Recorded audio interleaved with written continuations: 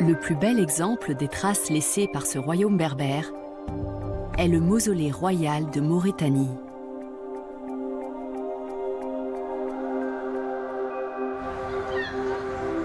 Ce tumulus de pierre est le tombeau du souverain numide Juba II et de son épouse Cléopâtre Sélénée II, la fille de Cléopâtre et de Marc-Antoine.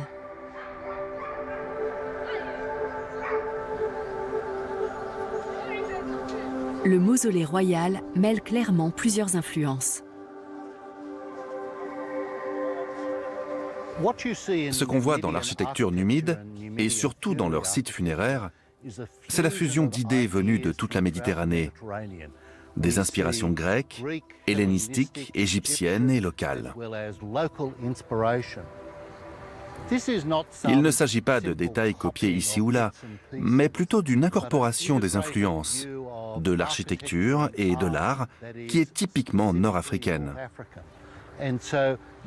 Dans ces tombeaux royaux, on a des éléments architecturaux qui ont été repris à d'autres régions du monde méditerranéen, mais qui ont été mélangés pour donner un style unique propre à la Numidie et à l'Afrique du Nord.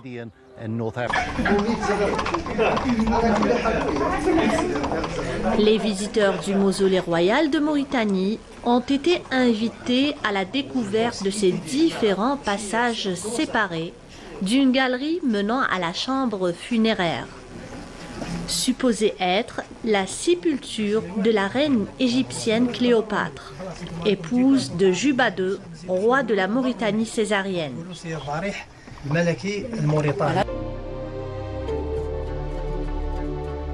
C'était la terre des Numides, dont les rois ont été inhumés autour de Batna. Le royaume de ce peuple berbère a existé près de 2000 ans avant la colonisation française et il a servi d'inspiration aux indépendantistes.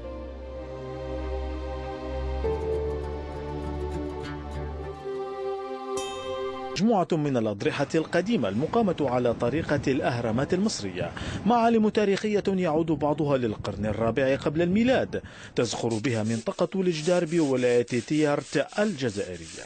الجدار تسمية أطلقها المحليون على القبور الجنائزية وهي 13 هرما، منها 3 في منطقة فرندا بمحافظة تيارت غرب البلاد، و10 بجبل عراوب المتاخم لها، وهذه الآثار كانت غير محمية وعانت من إهمال وأعمال حفر عشوائية عن كنوز دفينة. الأهرام الجزائرية تتميز عن باقي أهرامات الدول الأخرى بكثرة الدهاليز والغرف والممرات فيها، ويعتقد أن القبور كانت لملوك المور الذين يقصد بهم السكان الأمازيغ القدماء الخارجين عن سلطة الرومان. عدد الأهرامات الجزائرية يصل إلى 100 وهي موزعة على عدد من المحافظات شمال البلاد إلى أقصى الجنوب إلى جانب عدة مغارات، لكن الغموض ما زال يكتنفها بسبب عدم رواجها في العالم. ترجح بعض المصادر التاريخية أن فترة تشييد الأهرامات الجزائرية تتزامن وبناء أهرامات الجيزة بمصر. Il est déjà minuit. Pour les amoureux de découverte, une visite guidée accompagnée de spécialistes en archéologie.